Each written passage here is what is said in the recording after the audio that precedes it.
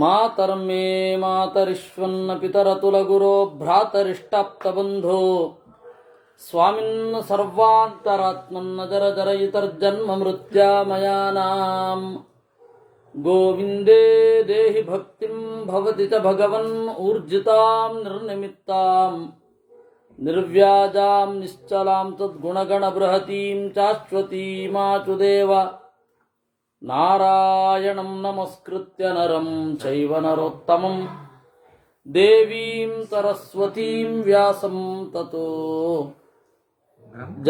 ಗ್ರಂಥಮುದೀರಯೇ ವಿಜಾನತಾಂ ಅವಿತ್ತಸ್ಯ ಮಧ್ವಸ್ಯ ಜಗತಿ ಗುರೋಃ ಪೂರ್ವಾಚಾರ್ಯಮಹಿಷ್ಠಾನಾಂ ಇಯಂ ಪ್ರಣತಿಮಾಲಿಕಾ ಪೂರ್ಣಜ್ಞಾನಾಯ ವಿದ್ಮಹೇ ಪೂರ್ಣಾನಂದಾಯ ಧೀಮಹಿ ತನ್ನೋ ವ್ಯಾಸ ಪ್ರಚೋದಯಾತ್. ಕಲಿಯುಗದ ಒಂದು ಘೋರವನ್ನು ಹೇಳ್ತಾ ವಿಪ್ರಾಣಾಂ ಕರ್ಮದೋಷೈಸ್ತೈಃ ಪ್ರಜಾನಾಂ ಜಾಯತೆ ಭಯಂ. ಬ್ರಾಹ್ಮಣರೇ ಮೊದಲ ತಪ್ಪು, ಬ್ರಾಹ್ಮಣರೇ ಮೊದಲ ಅಪರಾಧಿಗಳು. ಯಾಕಂದ್ರೆ ಅವರೆಲ್ಲವನ್ನು ಬಿಡ್ತಾರೆ.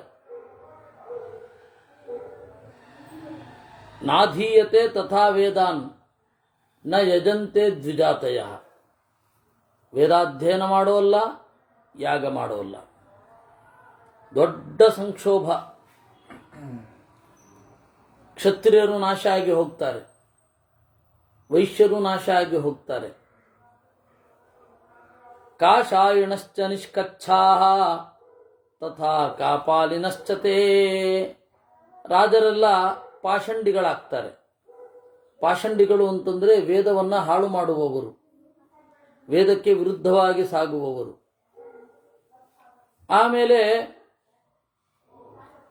ಕಾಪಾಲಿನಶ್ಚ, ಅಘೋರಿಗಳೆಲ್ಲ ಸನ್ಯಾಸಿಗಳು ಅಂತ ಬಿಂಬಿಸಿಕೊಳ್ತಾರೆ.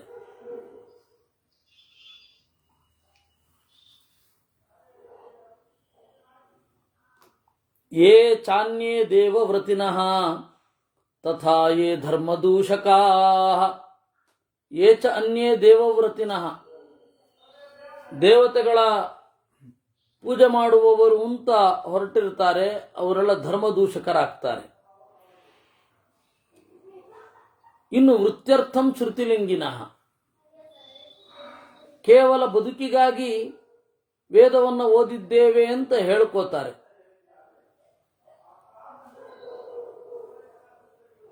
ಇನ್ನು ಸ್ತ್ರೀಬಾಲ ಗೋವಧಕವದಂ ಕೃತ್ವಾ ಹತ್ವಾ ಚೈವ ಪರಸ್ಪರಂ ಉಪಹತ್ಯ ತಥಾನ್ಯೋನ್ಯಂ ಸಾಧಯಂತಿ ತದಾ ಪ್ರಜಾಃ.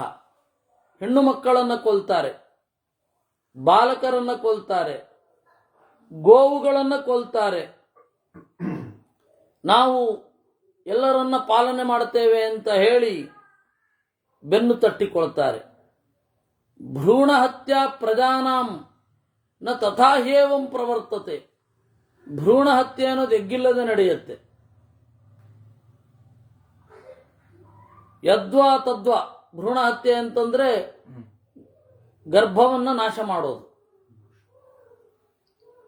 ಆ ತರಹ ನಡೆಯುತ್ತೆ. ಅದೇ ಅಬಾರ್ಷನ್ ಅಂತ, ಅದು ಉದ್ದೇಶಪೂರ್ವಕವಾಗಿ ನಡೆಸ್ತಾರೆ. ದುಃಖೇನಾಭಿಪ್ಲುತಾನಾಂಚ ಪರಮಾಯುಷ್ಯ ತಂದೃಣಾಂ. ಅಬ್ಬಬ್ಬ ಅಂತಂದ್ರೆ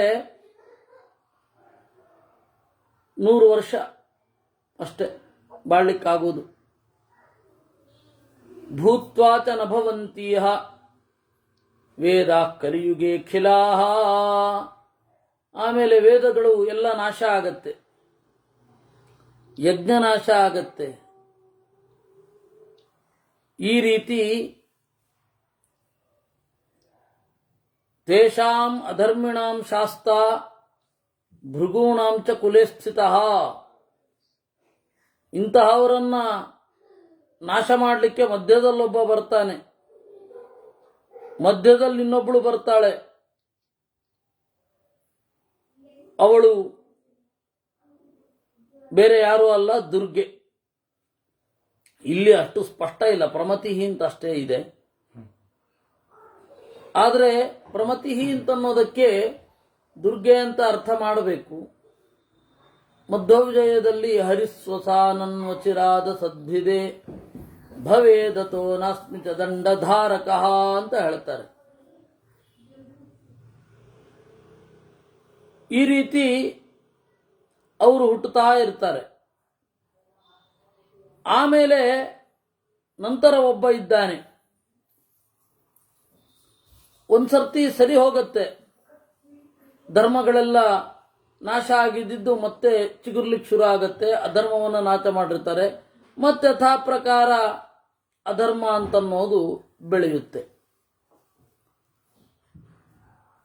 ಆಮೇಲೆ ಯದ್ವಾ ತದ್ವಾ ಟ್ಯಾಕ್ಸ್, ಅದರಿಂದ ದುಃಖ ಪಡ್ತಾರೆ ಎಲ್ಲ.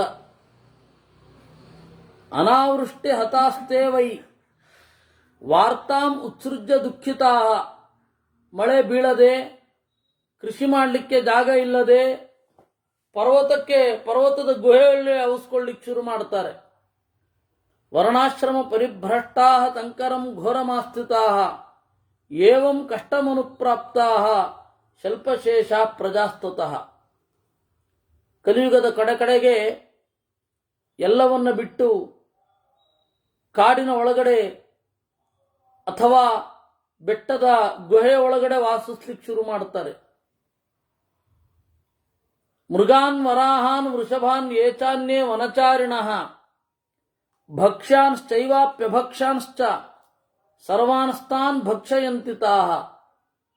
ಮೃಗಗಳನ್ನ, ಕಾಡು ಹಂದಿ, ಎತ್ತು ಏನು ತಿನ್ನಬೇಕಾ ತಿನ್ನಬಾರ್ದ ಅಂತ ನೋಡೋಲ್ಲ. ಆ ತರಹದ ಪರಿಸ್ಥಿತಿಗೆ ಹೊರಟು ಹೋಗ್ತಾರೆ. ಕ್ಯಾಸ್ಟವೇ ತರ ಆಗೋಗುತ್ತೆ. ತೇಪಿ ಮತ್ಸ್ಯಾನ್ ಹರಂತೀಹ ಆಹಾರಾರ್ಥಂ ಚತುರ್ವಚಃ. ಆಮೇಲೆ ಏಕವರ್ಣಗತಾಹ ಪ್ರಜಾ, ಒಂದೇ ವರ್ಣ, ಇನ್ಯಾವ ವರ್ಣವೇ ಇಲ್ಲ. ಅವಾಗ ಸಮಾನತೆ ಬಂದಿರುತ್ತೆ. ಎಲ್ಲರೂ ಒಂದೇ ರೀತಿ ಅನಾಗರಿಕರಾದಾಗ ಏನಿಲ್ಲ, ಅವರ್ಣರಷ್ಟೇ. ಯಥಾಕೃತ ಯುಗೆ ಪೂರ್ವಂ ಏಕವರ್ಣಮಭೂತ್ ಕಿಲ. ಈ ಹಿಂದೆ ಕೃತಯುಗದಲ್ಲಿ ಏಕವರ್ಣ ಅಂದ್ರೆ ಎಲ್ಲರೂ ಬ್ರಾಹ್ಮಣರಾಗಿದ್ರು. ಈಗ ಎಲ್ಲರೂ ಕೂಡ ಅಂತ್ಯದರಾಗ್ತಾರೆ, ಅವರ್ಣರಾಗ್ತಾರೆ. ಈ ರೀತಿ ದೀರ್ಘವಾದ ಕಾಲದಿಂದ ಪಶು ಪಕ್ಷಿಗಳು ನಾಶ ಆಗ್ತವೆ. ಯಾಕೆಂದ್ರೆ ಮಳೆ ಬೀಳ್ತಾ ಇರಲ್ಲ. ಇದ್ದ ಗೆಡ್ಡೆ ಗೆಣಸುಗಳನ್ನೆಲ್ಲ ತಿಂದಿರ್ತಾರೆ. ಹೆಚ್ಚು ಕಡಿಮೆ ಭೂಮಿಯೆಲ್ಲ ಮರಳುಗಾಡಾಗತ್ತೆ. ಪಶು ಪಕ್ಷಿಗಳು ಇಲ್ಲದೆ ಹೋದಾಗ ಅಷ್ಟು ಕಷ್ಟ ಆಗತ್ತೆ ಎಲ್ಲರಿಗೂ. ಕಂದಮೂಲ ಮಥೋಖನನ್, ಕಂದವನ್ನ, ಮೂಲವನ್ನ ಎಲ್ಲವನ್ನ ಅವರು ತಿಂತಾರೆ. ಏವಂ ಕ್ಷಯಂ ಗಮಿಷ್ಯಂತಿ ಶಲ್ಪಶಿಷ್ಟ ಪ್ರಜಾಸ್ತಥ. ಕಡೆಗೆ ಉಳಿದ ಸ್ವಲ್ಪವೂ ಕೂಡ ನಾಶ ಆಗ್ತಾರೆ. ಆಮೇಲೆ ಅದರಲ್ಲಿಯೂ ಕೂಡ ಒಂದು ಸ್ವಲ್ಪ ಸ್ತ್ರೀಯರು ಉಳಿದಿರ್ತಾರೆ. ಅವರು ಮತ್ತೆ ಮುಂದೆ ಹುಟ್ಟುತ್ತಾರೆ.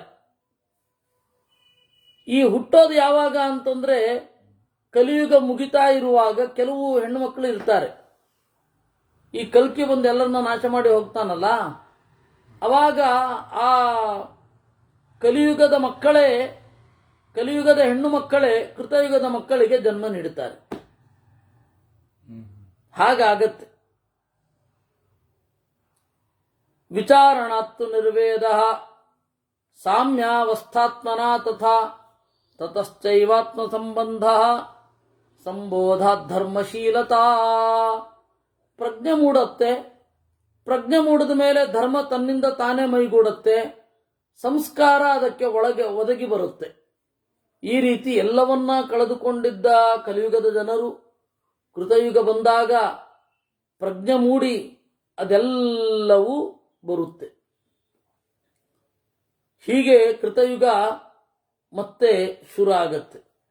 ವರ್ಣಾಶ್ರಮಾಚಾರಯುತಂ ಶ್ರೌತ ಸ್ಮಾರ್ತ ವಿಧಾನತಃ ಏವಂ ತೇಷು ಕ್ರಿಯಾವತ್ಸು ಪ್ರವರ್ತಂತೀಹ ವೈಕೃತೆ. ವರ್ಣ, ಆಶ್ರಮ, ಆಚಾರ ಇವುಗಳಿಂದ ಕೂಡಿ ಕ್ರಿಯಾವತ್ಸು ಪ್ರವರ್ತಂತೀಹ ವೈಕೃತೆ.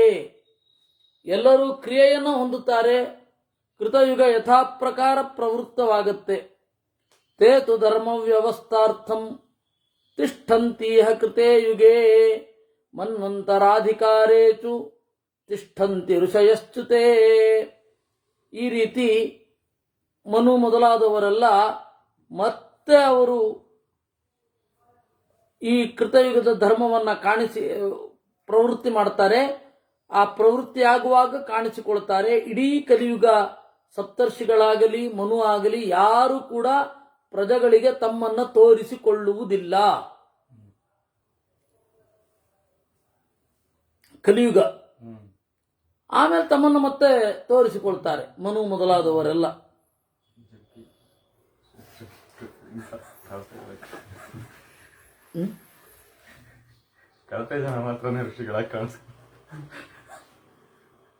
ಚತುರ್ಯುಗಾಣಾಂ ತರವೇಚಾಂ ಏತದೇವ ಪ್ರಸಾದನಂ. ಇದೇ 4 ಯುಗದ ವ್ಯವಸ್ಥೆ. ಈ ರೀತಿ 71 ಚತುರ್ಯುಗಗಳು ತಿರುಗಿದರೆ ಕ್ರಮೇಣ ಪರಿವೃತ್ತಾಸ್ತ ಮನೋರಂತರ ಮುಚ್ಚತೆ. ಇದನ್ನ ಮನುವಿನ ಕಾಲ ಅಂತಾರೆ. ಮನ್ವಂತರ ಅಂದ್ರೆ ಮನುವಿನ ಕಾಲ. 14 ಮನ್ವಂತರ ಹೀಗೇ ನಡೆಯುತ್ತೆ. ಇತ್ಯೇತಲ್ಲಕ್ಷಣಂ ಪ್ರೋಕ್ತಂ ಯುಗಾನಾಂ ವೈ ಯಥಾಕ್ರಮಂ. ಇದನ್ನ ನಾನು ಹೇಳಿದ್ದೇನೆ. ಯುಗ ಸ್ವಭಾವದ ಬಗ್ಗೆ ಹೇಳಿದ್ದೇನೆ, ಯುಗಗಳ ಆವೃತ್ತಿಯ ಬಗ್ಗೆ ಹೇಳಿದ್ದೇನೆ. ಯಾವ ಯಾವ ಯುಗಗಳು ಬಂದಾಗ ಮನುಷ್ಯರ ಮೆಂಟಾಲಿಟಿ, ಜನರ ಮೆಂಟಾಲಿಟಿ ಹೇಗೆ ಹೇಗೆ ಚೇಂಜ್ ಆಗತ್ತೆ, ಪ್ರಿಯಾರಿಟಿ ಹೇಗೆ ಚೇಂಜ್ ಆಗತ್ತೆ ಇತ್ಯಾದಿಗಳನ್ನೆಲ್ಲ ನಾನು ಹೇಳಿದ್ದೇನೆ ಅನ್ನುವಲ್ಲಿಗೆ 144ನೇ ಅಧ್ಯಾಯ ಮುಗಿದಿದೆ. 145ನೇ ಯುಗದಲ್ಲಿ ಮತ್ತೆ ಮನ್ವಂತರಗಳ ಆರಂಭದಲ್ಲಿ ಯಾವ ರೀತಿ ಇರ್ತಾರೆ ಜನರೆಲ್ಲ ಅಂತಂದಾಗ ಷಣ್ಣವತ್ಯಂಗುಲೋತ್ಸೇಧ ಷಷ್ಟಾನಾಂ ದೇವಯೋನಿನಾಂ. ಎಲ್ಲರೂ ಕೂಡ 96 ಅಂಗುಲ ಉದ್ದ ಇರ್ತಾರೆ. ಅದು ಕಾಮನ್ ಹೈಟ್ ಅಲ್ಲ. ಇಲ್ಲಿಲ್ವಾ, ಇವಾಗಿಲ್ವಾ ಅಂದ್ರೆ ಇದ್ದಾರೆ. ಇವರ ಅಳತೆಯೇ ಬೇರೆ. ನಮ್ಮಲ್ಲಿ ಒಳ್ಳೆಯ ಲಕ್ಷಣ ಅಂದ್ರೆ ಯಾವುದು ಗೊತ್ತಾ? ಕುಳ್ಳ ಉದ್ದ ಅನ್ನೋದಕ್ಕೆ ನಮ್ಮಲ್ಲಿ ಅಡಿಯನ್ನ ಲೆಕ್ಕ ಆಗಿ ಇಡಲ್ಲ. ಯಾಕೆ ಅಂದ್ರೆ ಅದು ಸಾಪೇಕ್ಷ. ಉದ್ದ ಅಂದ್ರೆ ಎಷ್ಟು? 5, 2 ಅಂದ್ರೆ ಅದಕ್ಕಿಂತ ಉದ್ದವರು ಇರ್ತಾರೆ. 6 ಅಂದ್ರೆ ಅದಕ್ಕಿಂತ ಉದ್ದವರು ಇರ್ತಾರೆ.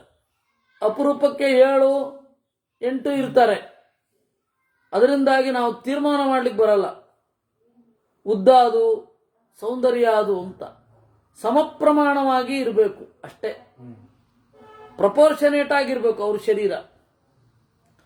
ಪ್ರಪೋರ್ಷನೇಟ್ ಆಗಿರ್ಬೇಕಾದ್ರೆ ಷಣ್ಣವತ್ಯಂಗುಲೋತ್ಸೇಧ ಅಷ್ಟಾನಾಂ ದೇವಯೋನಿನಾಂ 96 ಅಂಗುಲ.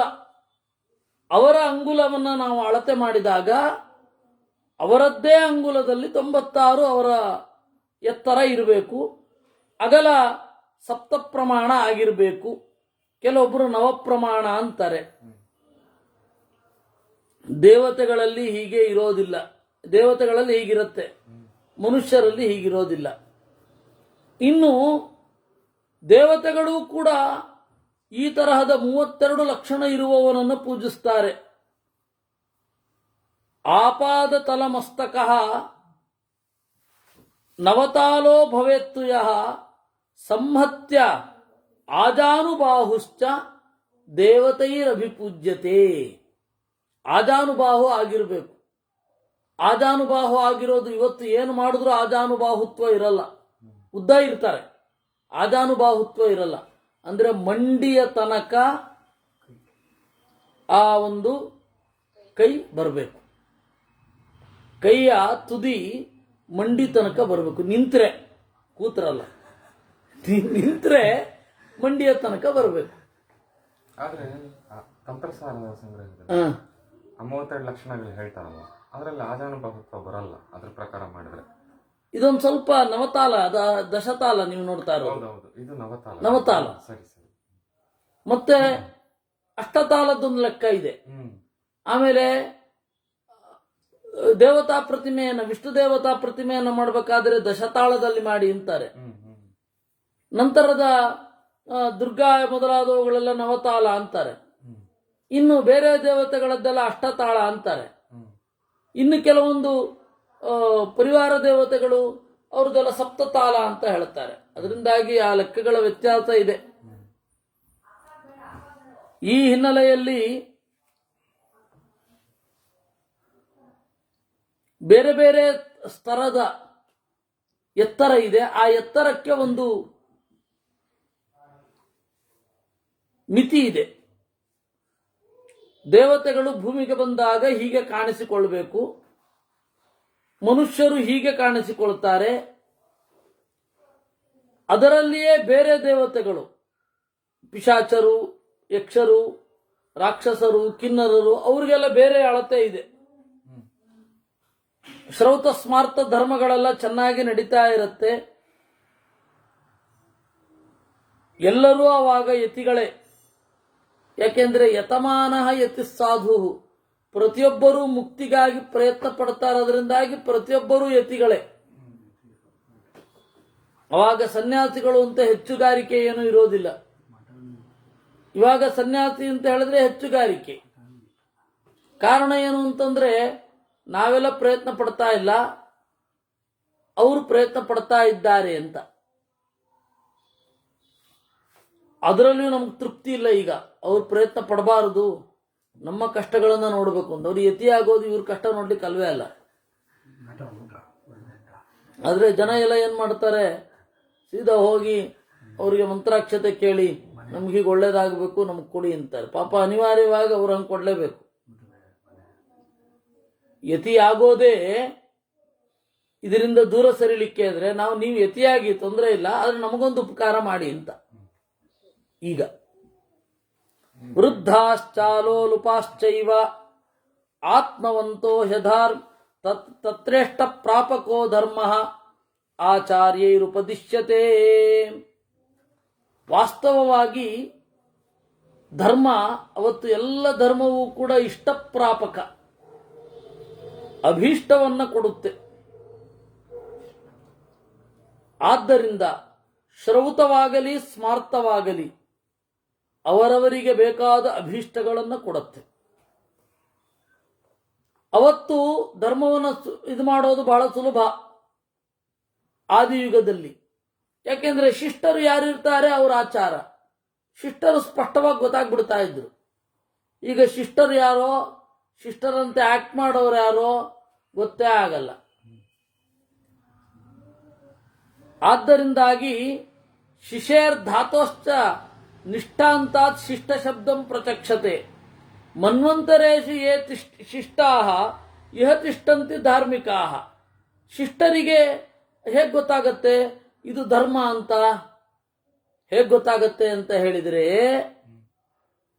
ಮನ್ವಂತರದಲ್ಲಿ ಉಳಿದವರು, ಸಾಯದೇ ಉಳಿದವರು ಶಿಷ್ಟರು. ಅವರಿಗೆ ಸಂಪ್ರದಾಯದ ಸ್ಪಷ್ಟ ಅರಿವಿರುತ್ತೆ. ಹೀಗಾಗಿ ಈ ಹಿಂದಿನ ಮನ್ವಂತರದಲ್ಲಿ ಈ ಧರ್ಮ ಇತ್ತು, ಅದರಿಂದಾಗಿ ಇಲ್ಲಿ ಇದು ಮುಂದುವರಿಬೇಕು ಅಂತ ಅವರು ಸಾಯದೇ ಉಳಿದವರು ಶಿಷ್ಟರು. ಅದರಿಂದ ಸಂಪ್ರದಾಯದ ಪೂರ್ತಿ ಇರುತ್ತೆ. ಇವಾಗ ಒಳ್ಳೆಯವರಾಗಿರ್ಬೋದು, ಅವರೆಲ್ಲ ಶಿಷ್ಟರಾಗಿರ್ಬೇಕಾಗಿಲ್ಲ. ಒಳ್ಳೆಯವರಾಗಿರೋರೆಲ್ಲರಿಗೂ ಸಂಪ್ರದಾಯ ಗೊತ್ತಿರಬೇಕು ಅಂತ ಇಲ್ಲ. ಇರುವ ಸಂಪ್ರದಾಯ ಕೆಟ್ಟದಾಗಿರುತ್ತೆ. ಲಾಜಿಕಲ್ ಆಗಿರುವ ಶ್ರುತಿ ಸ್ಮೃತಿಗಳಿಗೆ ಯೋಗ್ಯವಾದ ಸಂಪ್ರದಾಯವೇ ಗೊತ್ತಿರಲ್ಲ. ಒಂದು ಶಿಷ್ಟತ್ವ ಅಂತನ್ನೋದು ನಾವೀಗ ಏನಂತ ಅನ್ಕೊಂಡಿದ್ದೇವೆ, ಹೀಗಿರೋರು ಶಿಷ್ಟರು ಅಂತ. ಹೌದು, ಶಾಸ್ತ್ರಗಳನ್ನು ಅನುಸರಿಸುವವರು ಶಿಷ್ಟರು, ಶಾಸ್ತ್ರದ ಅನುಮತಿಯನ್ನು ಪಡೆದವರು. ಅವರು ಸಂಪ್ರದಾಯ ಪ್ರವರ್ತಕರಾಗಬೇಕಾದ್ರೆ ಹಿಂದಿನ ದೀರ್ಘವಾದ ಯುಗದಲ್ಲಿ ಉಳಿದಿರಬೇಕು, ಅವರು ಅಳಿಯದೆ. ಅವ್ರಿಗೆ ಐಡಿಯಾ ಇರುತ್ತೆ. ಇವಾಗ ಮಾರ್ಕಂಡೇಯರು ಶಿಷ್ಟರು. ಮಾರ್ಕಂಡೇಯರಿಗೆ ಗೊತ್ತು ಯುಗ ಯುಗಾಂತರಗಳ ನಡೆ ಹೇಗಿರುತ್ತೆ ಅಂತ. ಅದರಿಂದಾಗಿ ಅವರು ಶಿಷ್ಟರು. ಹಂಗೆ ನೋಡಿದ್ರೆ ಶಿಷ್ಟರು ಯಾರು ಅಂತಂದ್ರೆ ಸಪ್ತರ್ಷಿಗಳೇ. ಯಾಕೆಂದ್ರೆ ಅವ್ರು ಯಾವಾಗಲೂ ಇರ್ತಾರೆ. ಅವರು ಈ ಸಂಪ್ರದಾಯ ಬದಲಾಗೋದನ್ನ ಕಣ್ಣಾರೆಯಾಗಿ ಕಂಡಿರ್ತಾರೆ. ಅವರು ಹೇಳಬಲ್ಲರು, ಪೂರ್ವೈರ್ಮತತ್ವಾಚ್ಚ ಶಿಷ್ಟಾಚಾರ ಸ ಶಾಶ್ವತಃ. ಹಿಂದಿನವರು ಆಚಾರ ಮಾಡಿಕೊಂಡು ಬಂದದ್ದನ್ನ ಕಣ್ಣಾರೆ ಕಂಡವರು ಯಾರಿರ್ತಾರೆ ಅವರೇ ಶಿಷ್ಟರು. ಮನು ಹೋದ್ರೂ ಕೂಡ ಶಿಷ್ಟರಿರ್ತಾರೆ. ಈಗ ಈ ಒಬ್ಬ ಮನು ಹೋಗ್ತಾನೆ, ಇವಾಗ ವೈವಸ್ವತ ಮನು ಹೋಗ್ತಾನೆ, ಮುಂದೆ ಸಾವರ್ಣಿ ಮನು ಬರ್ತಾನೆ. ಅವಾಗಲೂ ಕೂಡ ಈ ಮನ್ವಂತರಕ್ಕೂ ಆ ಮನ್ವಂತರಕ್ಕೂ ಕೊಂಡಿಯಾಗಿರೋರೊಬ್ರು ಇದ್ದೇ ಇರ್ತಾರೆ. ಅವರು ಶಿಷ್ಟರು ಅಂದ್ರೆ ಸರಿ. ಶಿಷ್ಟರ ಲಕ್ಷಣವನ್ನ ಹೇಳಿ. ದಾನಂ ಸತ್ಯಂ ತಪೋ ಲೋಕೋ ವಿದ್ಯಾ ಇದ್ಯಾ ಪೂಜನಂ ದಮಃ ಅಷ್ಟೌ ತಾನಿ ಚರಿತ್ರಾಣಿ ಶಿಷ್ಟಾಚಾರಸ್ಯ ಲಕ್ಷಣಂ. ನಮಗ್ ಗೊತ್ತಿಲ್ಲಪ್ಪ, ಹೇಳಿ. ನೋಡಿ, ಸಂಪ್ರದಾಯದಲ್ಲಿ ಬಂದ ಕೊಳೆಯನ್ನು ಸರಿ ಮಾಡಲಿಕ್ಕೆ ಗ್ರಂಥ ಇರುತ್ತೆ. ನಾವು ಸಂಪ್ರದಾಯವನ್ನೇ ಆಚರಿಸಲ್ಲ ಅಂದ್ರೆ ಒಬ್ಬ ವೈಯಕ್ತಿಕವಾಗಿ ಇಂಡಿವಿಜುವಲ್ ಆಗಿ ಒಂದು ಅಸ್ತಿತ್ವ ಇರುತ್ತೆ. ಅವನೇನ್ ಮಾಡಿಬಿಡ್ತಾನೆ, ಅವನು ಮೆರಿತಾನೆ. ಇವಾಗ ನಾನು ಹೇಳೋದು ಓಶೋ, ಜಿಡ್ಡು ಕೃಷ್ಣಮೂರ್ತಿ ಅವರೆಲ್ಲ ಅವರು ಮೆರೆದ್ರು. ಅವರಿಗೆ ಹಿಂದೆ ಯಾವ ಸಂಪ್ರದಾಯವೂ ಇರಲಿಲ್ಲ, ನಮ್ಮದೇ ಆದ ಸಂಪ್ರದಾಯ ಅಂತಂದ್ರು. ಅವರ ವಾಗ್ಮಿತ್ವದಿಂದ, ಅವರ ಒಂದು ಛವಿಯಿಂದ ಜನ ಅವ್ರ ಜೊತೆಗಿದ್ರು. ಇವಾಗ ಜಗ್ಗಿ ಅವರೇನೋ ಜನ ಒಪ್ಪಿಕೊಳ್ಳುವ ಹಾಗೆ ಮಾಡ್ತಾರೆ. ಅವನು ಹೋದ ಮೇಲೆ ಅವರು ಅತಂತ್ರವಾಗಿ ಇರ್ತಾರೆ. ಯಾಕೆಂದ್ರೆ ಸಂಪ್ರದಾಯ ಇಲ್ಲ, ಯಾವ ಗ್ರಂಥವೂ ಇಲ್ಲ. ನೀವು ಹಳೆಯ ಸಂಪ್ರದಾಯಕ್ಕೆ ಬಂದ್ರೆ ಒಬ್ರಲ್ಲ ಒಬ್ರು ಇವರು ಸತ್ರೆ ಇನ್ನೊಬ್ರು ಇರ್ತಾರೆ. ಅಥವಾ ಒಬ್ಬ ಇವನು ಹೋಗ್ತಾನೆ, ತಪ್ಪುತ್ತಾನೆ, ದಾರಿ ತಪ್ತಾನೊಬ್ಬ. ಒಂದು ಪರಂಪರೆ ಅಂದ್ರೆ ದಾರಿ ತಪ್ಪುವವರಿದ್ದೇ ಇರ್ತಾರೆ. ದಾರಿ ತಪ್ಪಿದ ಮಗ ಒಬ್ಬ ಇದ್ದೇ ಇರ್ತಾನೆ ಪರಂಪರೆಗೆ ಬಂದಾಗ. ಅವನು ಸತ್ತೋದ್ಮೇಲೆ ಅದನ್ನ ಹೆಂಗ್ ನಡೆಸೋದು? ಗ್ರಂಥ ಉಂಟು. ಈಗ ನಾನು ತಪ್ಪಿದರೆ ಏನು ಚಿಂತೆ ಇಲ್ಲ. ನಾನು ತಪ್ಪು ದಾರಿ ಹಿಡಿದ್ರೆ ಈ ಸಂಪ್ರದಾಯದಲ್ಲಿ ಇದ್ದವ್ರು ಇನ್ನೊಂದಿಷ್ಟು ಜನ ಇದ್ದೇ ಇರ್ತಾರೆ. ನಿಮಗೆ ನಾನೊಬ್ಬನೇ ಇದ್ದೆ ಅಂತ ಇಟ್ಕೊಳ್ಳಿ, ನಾನು ದಾರಿ ತಪ್ಪಿದ್ರೆ ಮುಗೀತು, ಅಥವಾ ನಾನು ಸತ್ತೋದ್ರೆ ಮುಗೀತು, ಅಲ್ಲಿಗೆ ಎಂಡ್. ಇವಾಗ ಓಶೋನ ನೋಡಿ, ಒಂದು ಧ್ವನಿ ಮುದ್ರಿಕೆ ಇದೆ, ಪುಸ್ತಕ ಇದೆ, ಆದ್ರೆ ಅದೇನು ಅಂತಾನೆ ಇಲ್ಲ. ಹೆಂಗ್ ಬೇಕಾದ್ರೂ ಇಂಟರ್ಪ್ರಿಟ್ ಮಾಡ್ಬೋದು, ಏನ್ ಬೇಕಾದ್ರೂ ಮಾತಿರುತ್ತೆ. ಇದ್ದಿದ್ರಲ್ಲಿ ಅರವಿಂದ ಘೋಷ್ ಒಂದು ಸ್ವಲ್ಪ ಪರವಾಗಿಲ್ಲ. ಯಾಕೆಂದ್ರೆ ಅಟ್ಲೀಸ್ಟ್ ವೇದ ಇಟ್ಟುಕೊಂಡೇ ಅವ್ರದ್ದು ಹೊಸ ಇಂಟರ್ಪ್ರಿಟೇಷನ್ ಆಗಿರೋದು. ಇದ್ಯಾವುದು ಇಲ್ಲದೆ ಹೋದ್ರೆ ಏನೇನೋ ಆಗತ್ತೆ. ಆದ್ದರಿಂದ ಶಿಷ್ಟರ ಲಕ್ಷಣವನ್ನು ತಿಳ್ಕೊಳ್ಬೇಕು. ಒಳ್ಳೆಯವರು ಅಂದ್ರೆ ಯಾರು? ದಾನಂ, ಜ್ಞಾನಿಗಳನ್ನ ಪೋಷಿಸಬೇಕು ಅಂತಿರ್ಬೇಕು, ಅವರು ಒಳ್ಳೆಯವರು. ಸತ್ಯಂ, ನಿರ್ದಿಷ್ಟವಾದ ಉಪಾಸನೆ ಇರಬೇಕು. ತಪಃ, ದೇವರನ್ನ ಕುರಿತಾದ ಯುಕ್ತ್ಯನುಸಂಧಾನ ಇರಬೇಕು, ಅದು ತಪಸ್ಸು. ಲೋಕಃ, ಒಳ್ಳೆಯ ಅರಿವು. ವಿದ್ಯಾ ಇಜ್ಯಾ ಪೂಜನಂ, ಒಳ್ಳೆ ವಿದ್ಯೆ, ಪ್ರಾಚೀನ ಸಂಪ್ರದಾಯಾಗತವಾದ ಶುದ್ಧವಾದ ವಿದ್ಯೆ. ಇಜ್ಯಾ, ಯಾಗ ಮೊದಲಾದವುಗಳು. ಪೂಜನ, ಅತಿಥಿ ಪೂಜೆ ಮೊದಲಾದವುಗಳು. ದಮಃ, ಇಂದ್ರಿಯ ನಿಗ್ರಹ. ಇವಿಷ್ಟು ಒಟ್ಟು ಕೂಡಿದ್ರೆ ಅವರನ್ನ ಶಿಷ್ಟರು ಅಂತ ಹೇಳಬಹುದು. ಪ್ರತ್ಯಂಗಾನಿ ಪ್ರವಕ್ಷ್ಯಾಮಿ ಧರ್ಮಸ್ಯೇಹತು ಲಕ್ಷಣಂ. ಪ್ರತ್ಯಂಗಾನಿ ಪ್ರವಕ್ಷ್ಯಾಮಿ, ಪ್ರತ್ಯಂಗದ ಬಗ್ಗೆ, ಧರ್ಮದ ಲಕ್ಷಣ. ದೃಷ್ಟಾನುಭೂತಮರ್ಥಂಚ ಯಪೃಷ್ಟೋ ನ ವಿಗೂಹತೆ. ತಾನು ಅನುಭವಿಸಿದ್ದನ್ನ, ಕಂಡದ್ದನ್ನು ಮೊದಲ ಶಿಷ್ಟ ಹೇಳಲೇಬೇಕು. ನಾನಿದನ್ನು ಕಂಡೆ ಅಂತಿಲ್ಲ ಅಂದರೆ ಅತೀಂದ್ರಿಯವಾದದ್ದಕ್ಕೆ ಪ್ರೂಫ್ ಏನು? ಮತ್ತೆ ಅದನ್ನು ಮತ್ತೆ ತೋರಿಸುವವನೂ ಆಗಿರಬೇಕು. ವಿಶ್ವಾಮಿತ್ರ ವಸಿಷ್ಠರಂತಹ ಋಷಿಗಳು. ಯಥಾಭೂತ ಪ್ರವಾದಸ್ತು ಇತ್ಯೇತತ್ ಸತ್ಯ ಲಕ್ಷಣಂ. ಆ ತರಹ ಇದ್ದ ಅಂದರೆ ಅವನು ಸತ್ಯ ಅಂತ ಪರಿಗಣನೆ. ಬ್ರಹ್ಮಚರ್ಯ, ತಪಸ್ಸು, ಮೌನ, ನಿರಾಹಾರ ಇವೆಲ್ಲ ತಪಸ್ಸಿನ ಲಕ್ಷಣ. ಪಶೂನಾಂ ದ್ರವ್ಯ ಹವಿಷಾಂ ಋಕ್ಸಾಮ ಯಜುಷಾಂ ತಥಾ ಋತ್ವಿಜಾಂ ದಕ್ಷಿಣಾಯಾಶ್ಚ ಸಂಯೋಗೋ ಯಜ್ಞ ಉಚ್ಯತೆ. ಸರಿ, ಯಜ್ಞ ಅಂದರೆ ಏನು? ಪಶೂನಾಂ ದ್ರವ್ಯ ಹವಿಷಾಂ, ಪಶು ಇರಬೇಕು, ದ್ರವ್ಯ ಇರಬೇಕು, ಹವಿಸ್ಸಿರಬೇಕು, ಋಗ್ವೇದ ಇರಬೇಕು, ಸಾಮ ಇರಬೇಕು, ಯಜುಸ್ಸಿರಬೇಕು. ಆಯ್ತಾ? ಋತ್ವಿಕರಿರಬೇಕು, ದಕ್ಷಿಣೆ ಇರಬೇಕು. ಇಷ್ಟಿದ್ರೆ ಯಜ್ಞ ಅಂತಾರೆ. ಆತ್ಮವತ್ ಸರ್ವಭೂತೇಷು ಯೋ ಹಿತಾಯ ಶುಭಾಯ ಚ ವರ್ತತೆ ಸತತಂ ಹೃಷ್ಟಃ ಕ್ರಿಯಾ ಶ್ರೇಷ್ಠ ದಯಾ ಸ್ಮೃತ. ದಯೆ ಅಂದರೆ ಏನು? ತನಗೆ ಹೇಗೋ ಹಾಗೆ ಬೇರೆಯವರಿಗೂ ಕೂಡ. ಹಿತ, ಶುಭ ಈ ತರಹದ ವರ್ತನೆ ಇದ್ದ ಅಂದರೆ ಅವನ ಕ್ರಿಯೆಯೇ ದಯೆ ಅಂತ ಅನಿಸಿಕೊಳ್ಳಲ್ಪಡುತ್ತೆ. ಇನ್ನು ಕ್ಷಮ ಗೊತ್ತಿದೆ, ಸಹನೆ. ಈ ರೀತಿ ಈ ಲಕ್ಷಣಗಳೆಲ್ಲ ಇತ್ತು ಅಂತಂದ್ರೆ ಅವನು ಶಿಷ್ಟ. ಇನ್ನು ಲೋಭ ಇಲ್ಲದೆ ಇರೋದು ಅಂದರೆ ಏನು? ಪರಸ್ವಾನಾಂ ಅನಾದಾನಂ, ಬೇರೆಯವರ ಹಣವನ್ನು ತೆಗೆದುಕೊಳ್ಳದೇ ಇರೋದು. ಮೈಥುನಸ್ಯ ಅಸಮಾಚಾರೋ ಜಲ್ಪನಾತ್ ಚಿಂತನಾತ್ ತಥಾ ನಿವೃತ್ತಿರ್ ಬ್ರಹ್ಮಚರ್ಯಂ ಚ ತದೇತತ್ ಶಮಲಕ್ಷಣಂ. ಶಮ ಅಂದರೆ ಏನು? ಹೆಣ್ಣಿನೊಡನೆ ಕೂಡದೆ ಇರೋದು.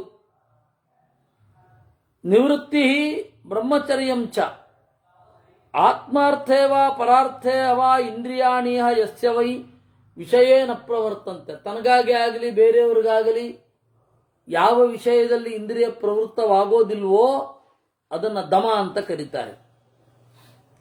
ಈ ರೀತಿ ಇದು ಎಲ್ಲವನ್ನ ನೋಡಬೇಕು. ಇಷ್ಟರೊಟ್ಟಿಗೆ ದಾನ ಇರಬೇಕು. ದಾನ ಅಂದರೆ ಏನು ಹೇಳ್ತಾ ಇದ್ದಾರೆ?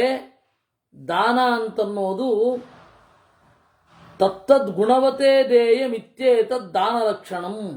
ನ್ಯಾಯದಿಂದ ಬಂದದ್ದನ್ನ ಗುಣವಂತರಿಗೆ ಕೊಡಬೇಕು. ಅಂಗವಿಕಲರೆಲ್ಲ ಗುಣವಂತರು ಅಂತಂದ ಅನ್ಕೊಳ್ಳಿಕ್ಕಾಗತ್ತಾ? ಗುಣವಂತರಿಗೆ ಕೊಡಬೇಕು. ಇವಾಗ ಏನು ದಾನ ಅಂದರೆ ಹೀಗೆ.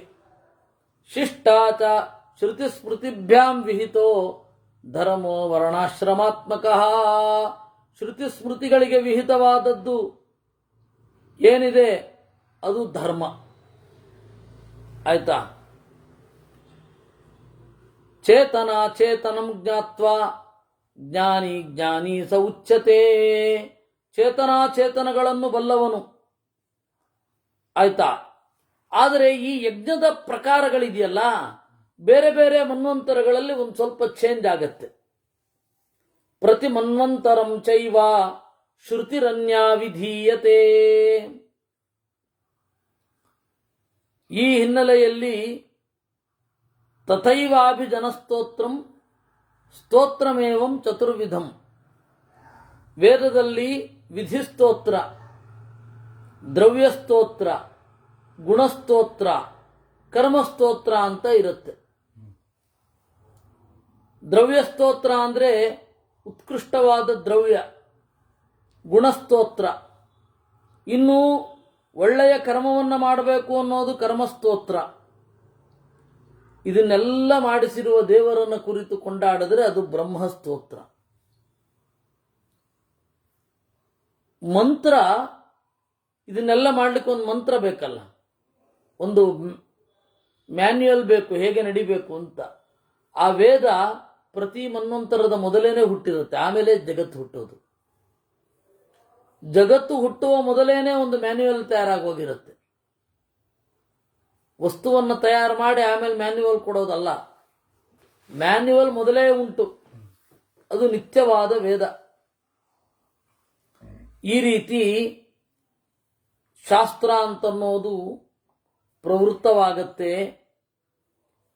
ಆದ್ದರಿಂದಾಗಿ ಈ ಒಂದು ಮನ್ವಂತರದಲ್ಲಿ ಇದನ್ನೆಲ್ಲ ಪ್ರವೃತ್ತಿ ಮಾಡಲಿಕ್ಕೆ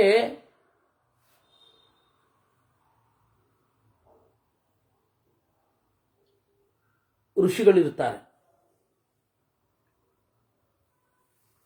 ಸಪ್ತ ಋಷಿಗಳು. ಹೀಗೆ 145ನೆಯ ಅಧ್ಯಾಯ. ಇನ್ನು 146ನೆಯ ಅಧ್ಯಾಯದಲ್ಲಿ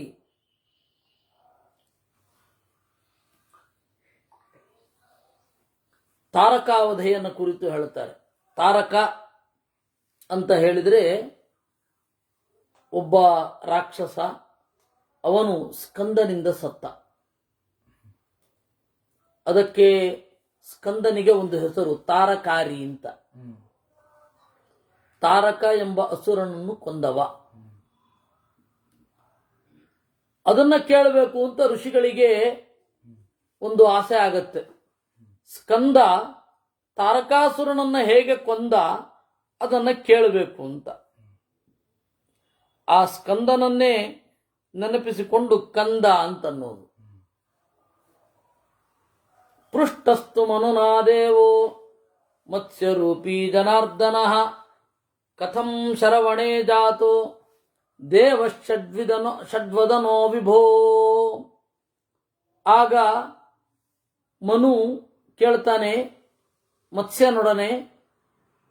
ಮತ್ಸ್ಯ ಇದೇ ಪ್ರಶ್ನೆಗೆ ಇದೇ ಉತ್ತರ ಹೇಳಿದಾನೆ ಅಂತ. ಏನು? ಮನು ಕೇಳದನಂತೆ, ಕಥಂ ಶರವಣೇ ಜಾತಃ. ಶರವಣ ಅಂದ್ರೆ ಹುಲ್ಲುಗಾವಲು. ಸ್ಕಂದ ಹುಲ್ಲುಗಾವಲಿನಲ್ಲಿ ಹುಟ್ಟಿದ್ದು ಹೇಗೆ?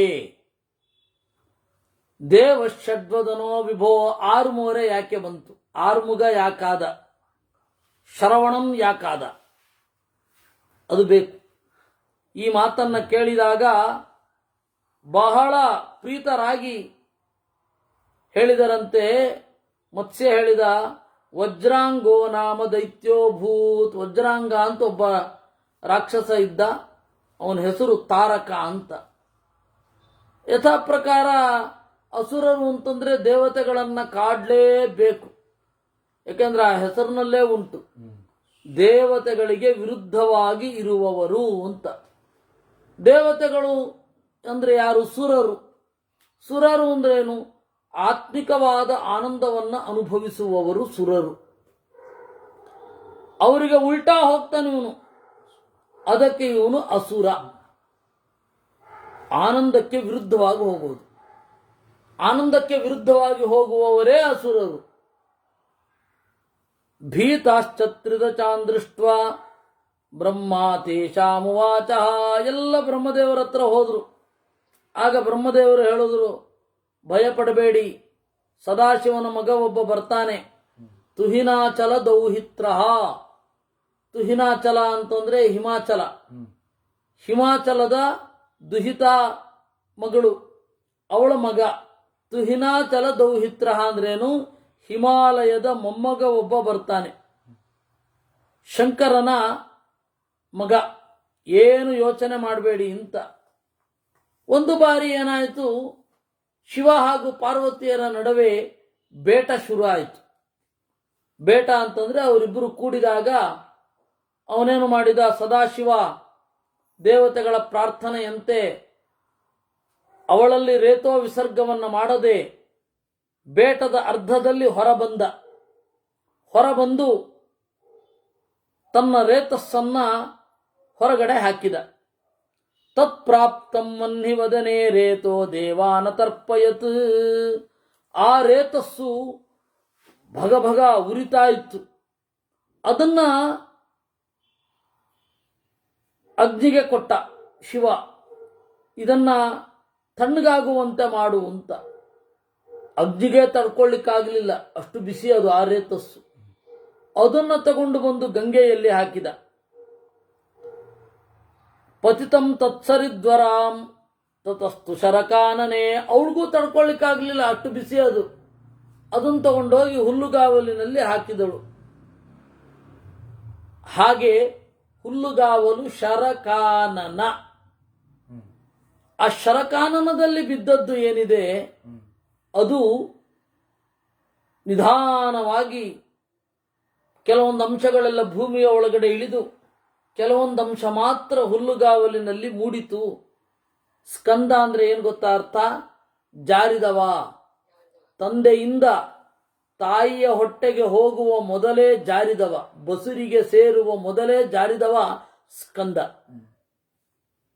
ಅವನೇನು ಮಾಡಿದ? ಹುಟ್ಟಿದ. ಸಸಪ್ತ ದಿವಸೋ ಬಾಲೋ ನಿಜಜ್ಞೇ ತಾರಕಾಸುರಂ.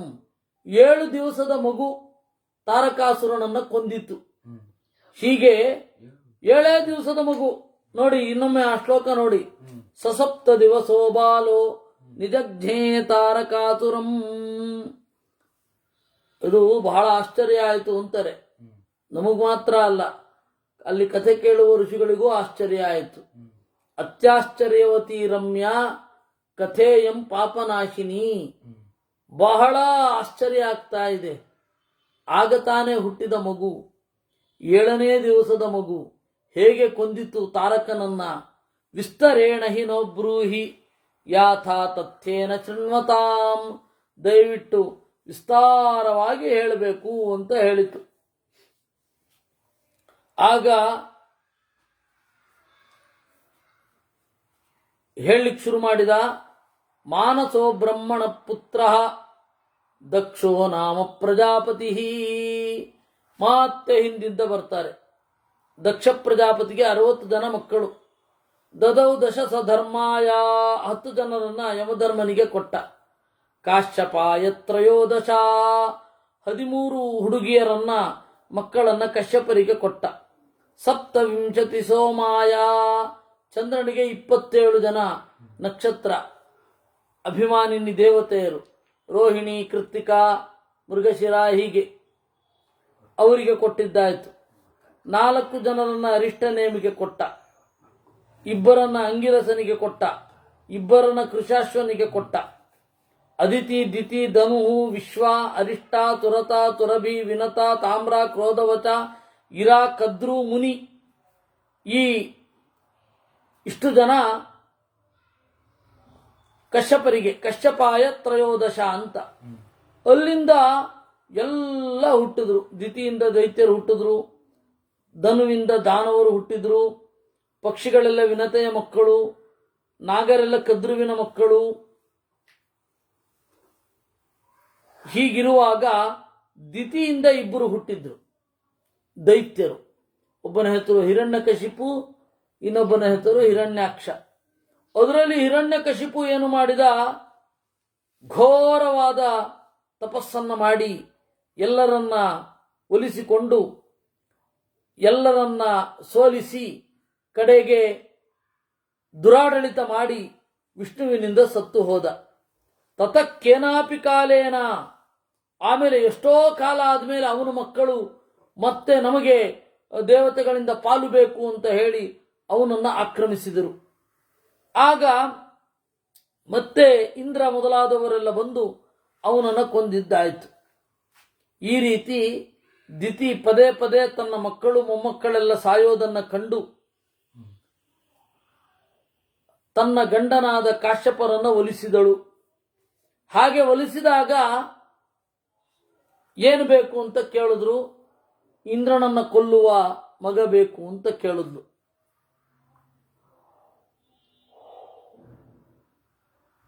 ಆಯ್ತು, 9,000 ವರ್ಷಗಳ ಕಾಲ ನೀನು ತಪಸ್ಸು ಮಾಡು. 9,000 ವರ್ಷಗಳ ಕಾಲ ನಿನಗೆ ಇಂದ್ರನನ್ನ ಕೊಲ್ಲುವ ಮಗ ಬರ್ತಾನೆ ಅಂತ. ಆಯ್ತು ಅಂತ ಅದರಲ್ಲಿ ಎಷ್ಟೋ ಆಗಿ ಹೋಯಿತು. ಪುತ್ರೋತ್ತೀರ್ಣ ವ್ರತಾಂ ಪ್ರಾಯೋ ವಿದ್ಧಿಮಾಂ ಪಾಕಶಾಸನ. ಇಂದ್ರ ಏನು ಮಾಡಿದ? ಚಿಕ್ಕಮ್ಮನಿಗೆ ಸೇವೆ ಮಾಡಬೇಕು ಅಂತ ಬಂದ.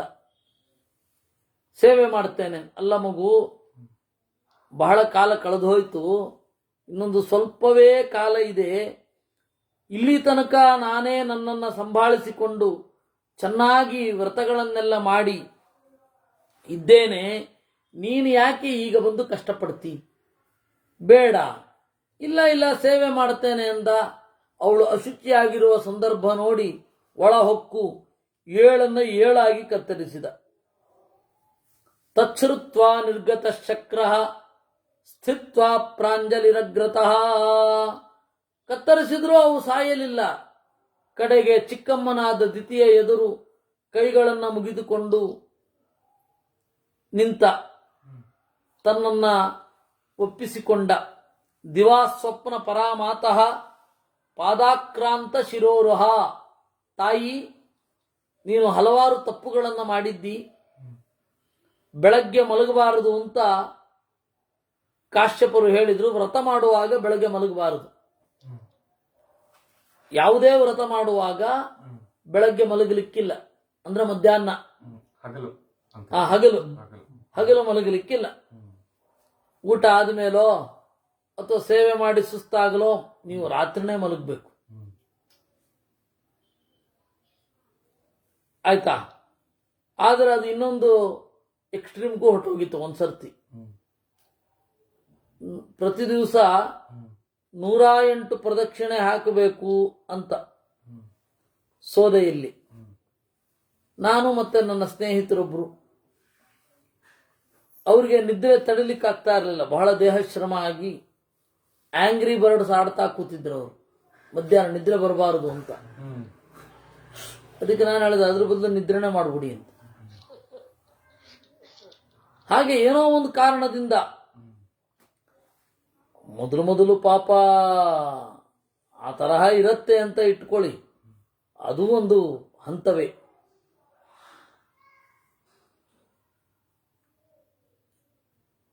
ಏಕಾದಶಿ ಉಪವಾಸ ಮಾಡುವಾಗ ನಮಗೆ ಊಟದ ನೆನಪಾಗಬಾರದು ಅಂತ ಹೇಳಿ ಬೇರೇನೋ ಮಾಡ್ತಾ ಇರೋದು, ಮರೆತು ಬಿಡಬೇಕು, ಮೈ ಮರೆತು ಬಿಡಬೇಕು ಅಂತ. ಹಾಗಂತ ಹೇಳಿ ಆ ಮೈ ಮರೋದ್ರಿಂದ ಏನು ಪ್ರಾಬ್ಲಮ್ ಇದು ಏನಿಲ್ಲ. ಅಲ್ಲಿಯೂ ಅದು ಏನೋ ಊಟದ್ದೇ ಪ್ರಸಕ್ತಿ ಬರ್ತಾ ಇರುತ್ತೆ. ಈ ರೀತಿ ಏಕಾದಶಿ ಒಬ್ಬ ಮಲಗುತ್ತಾ ಇದ್ದ, ನಾನು ಉಪವಾಸ ಮಾಡಬೇಕು ಅಂತ. ಅದು ಅವನ ಕನಸಲ್ಲ, ಅವನೇ ಹೇಳಿದ್ದು. ಅವನ ಕನಸು ನಮ್ಗೆ ಗೊತ್ತಾಗಲ್ವಲ್ಲ, ಊಟದ್ದೇ ಕನಸು ಅಂತ. ಕೆಲವೊಮ್ಮೆ ಹಿಂಗಾಗತ್ತೆ. ಇನ್ನು ಕೆಲವೊಮ್ಮೆ ನಾನು ಏಕಾದಶಿ ಉಪವಾಸ ಮಾಡುತ್ತೇನೆ ಅಂತ ಒಬ್ಬ, ಹೌದಾ ಹೇಗೆ ಅಂತ. ದಶಮಿ ರಾತ್ರಿ ಮಲ್ಕೊಂಡ್ರೆ ಏಕಾದಶಿ ಬೆಳಗ್ಗೆನೇ ಹೇಳೋದು.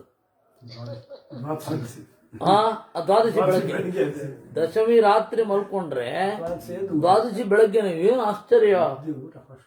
ಅದೇನು ಅವನ ಮನುಷ್ಯನೋ ದೆವ್ವವೋ ದೇವರಿಗೆ ಗೊತ್ತು. ಏನು ಅಷ್ಟು ದೀರ್ಘ ಕಾಲ ಮಲಗೋದೆ. ಮಧ್ಯದಲ್ಲಿ ಕೈಕಾಲು ತೊಳ್ಕೊಳ್ಳಿಕ್ಕಾದ್ರೂ ಹೇಳ್ಬಾರದೆ ಅಂತ ಅನ್ನಿಸ್ತಾ ಇತ್ತು. ಹಂಗೆ ನಿದ್ರೆ. ಅದಾದ್ಮೇಲೆ ದೊಡ್ಡ ಸ್ವಾಮಿಗಳು ಗೊತ್ತಾಯ್ತು. ಆಮೇಲೆ ಬೈದ್ರು, ವ್ರತ ಮಾಡೋದು ಅಂದ್ರೆ ಹಿಂಗ್ ಮಾಡೋದು, ಅದ್ರ ಬದಲು ಏನಾದ್ರು ತಿಂದುಬಿಡು ಅಂತಂದ್ರೆ ಹೀಗಾಗತ್ತೆ. ಆದ್ದರಿಂದ ದಿವಾ ಸ್ವಪ್ನ ಪರ. ಯಾವುದೇ ವ್ರತ ಮಾಡುವಾಗ ಹಗಲು ಮಲಗಲಿಕ್ಕಿಲ್ಲ. ಪಾದಾಕ್ರಾಂತ ಶಿರೋರುಹ. ತಲೆ ಇರೋ ಜಾಗದಲ್ಲಿ, ಕಾಲಿ ಇಟ್ಟಿರೋ ಜಾಗದಲ್ಲಿ ತಲೆ ಇಡಬಾರ್ದು. ಅದೊಂದು ವ್ರತವನ್ನು ಮಾಡುವಾಗ ಎಲ್ಲಿ ನೀವು ತಲೆ ಇಟ್ಟಿರ್ತೀರೋ ಅಲ್ಲೇ ತಲೆ ಇಡಬೇಕು, ಅಷ್ಟೊಂದು ನಿಯಮ. ಬೇಸರ ಆಯಿತು ಅಂತ ಉಲ್ಟಾ ತಿರುಗಿ ಮಲಗಿದೆ. ಇವಾಗ ಪಶ್ಚಿಮಕ್ಕೆ ಕಾಲು, ಪೂರ್ವಕ್ಕೆ ತಲೆ ಅಂತ ಇಟ್ಕೊಳ್ಳಿ. ಇಮಿಡಿಯೇಟ್ ಪಶ್ಚಿಮಕ್ಕೆ ತಲೆ, ಪೂರ್ವ ಕಾಲು ಮಾಡಿಬಿಡ್ಬಾರ್ದು. ಒಂದೇ ಥರ ಮಲ್ಕೊಂಡಿರ್ಬೇಕು. ಅಂದರೆ ಪ್ರತಿ ದಿವಸ ಒಂದೇ ರೀತಿ. ಹೀಗೆಲ್ಲ ನಿಯಮಗಳು. ಸಪ್ತ ಸಪ್ತಮಿರೇವಾತಃ. ಆದ್ದರಿಂದಾಗಿ ನೀನು ಆ ತರಹ ಮಾಡಿದೆ. ಬೆಳಗ್ಗೆ ಮಲ್ಕೊಂಡಿದ್ದೆ, ಅದಲ್ಲದೆ ಇನ್ನೊಂದು ತಪ್ಪು ಮಾಡಿದ್ದೆ. ಮಲಗಿದ ಜಾಗವನ್ನು ವಿಪರೀತವಾಗಿ ಚೇಂಜ್ ಮಾಡಿದ್ದೆ. ಆ ಕಾರಣದಿಂದ ನಾನು ಒಳ ಹೊಕ್ಕು ಕತ್ತರಿಸಿದ್ದೇನೆ. ಆದರೆ ಅವರು ಸಾಯಲಿಲ್ಲ, ನಿನ್ನ ಮಕ್ಕಳು. ಅವ್ರಿಗೆಲ್ಲರಿಗೂ ಕೂಡ ನಾನು ಒಳ್ಳೆ ಸ್ಥಾನವನ್ನು ಕೊಡ್ತೇನೆ. ಆಯ್ತು, ಬದುಕಿದ್ರಲ್ಲ, ಸಾಯಲಿಲ್ವಲ್ಲ, ಆಯ್ತು ಅಂತ ದಿತಿ ಸಂತೋಷಪಟ್ರು. ಹೀಗಾಗಿ ದ್ವಿತೀಯ ಮಕ್ಕಳಾಗಿ ಹುಟ್ಟಿದ್ರು ಮರುದು ದೇವತೆಗಳು. ಅವ್ರನ್ನ ವಾಸ್ತವಿಕವಾಗಿ ಮರುದು ದೈತ್ಯರು ಅಂತ ಕರಿಬೇಕು. ಯಾಕೆಂದ್ರೆ ದ್ವಿತೀಯ ಮಕ್ಕಳು ಯಾರೋ ಅವರು ದೈತ್ಯರು. ಅದು ದೇವರ ಸಂಕಲ್ಪ. ಆಮೇಲೆ ಇನ್ನೊಮ್ಮೆ ಕೇಳಲು, ಇನ್ನೊಮ್ಮೆ ಕೊಡಿ ನನಗೆ ಅಂತ. ಈ ಸರ್ತಿ 49 ಜನ ನನ್ನ ಮಕ್ಕಳನ್ನ ಯಾರು ಕೊಂದಿದ್ದಾನೋ ಅವನ ಜೊತೆಗೆ ಈಗ ಹುಟ್ಟಿದ ಮಕ್ಕಳು ಸ್ನೇಹದಿಂದ ಇದ್ದಾರೆ. ಅಂದ್ರೆ ಅಣ್ಣಂದಿರನ್ನ ಕೊಂದವರಿಗೆ ತಮ್ಮಂದಿರು ಹತ್ತಿರವಾಗಿ ಇದ್ದಾರೆ. ಹಾಗೆ ಇರ್ಲಿ ಬಿಡಿ, ಇನ್ನೊಮ್ಮೆ ಕೊಡಿ ಅಂತ ಕೇಳಿದ. ಈ ರೀತಿಯಾಗಿ ಹೇಳಿದಾಗ ಮತ್ತೆ ತಪಸ್ಸು ಮಾಡು, ಈ ಸರ್ತಿ 10,000 ವರ್ಷ ತಪಸ್ಸು ಮಾಡು ಅಂತ ವಜ್ರಾಂಗ ಅಂತನ್ನುವ ಮಗ ಹುಟ್ಟಿದ. ತಪಸೋಂತೆ ಭಗವತಿ ಜನಯಾಮಾತ ದುರ್ಜಯಂ. ಅವನು ವಜ್ರದಿಂದಲೂ ಅವನು ಮೈ ಸೀಳ್ಲಿಕ್ಕಾಗ್ತಾ ಇರಲಿಲ್ಲ. ಅದರಿಂದಾಗಿ ಅವನಿಗೆ ವಜ್ರಾಂಗ ಅಂತ. ಅವನು ಬೆಳೆದು ಕೂಡಲೇ ಹೇಳಿದಂತೆ, ಬಹವೋ ಮೇ ಹತಾಃ ಪುತ್ರಾಃ ಸಹಸ್ರಾಕ್ಷೇಣ ಪುತ್ರಕ ತೇಷಾಂ ತ್ವಂ ಪ್ರತಿಕರ್ತುಂ ವೈ ಗಚ್ಚ ಶಕ್ರವಧಾಯ ಚ.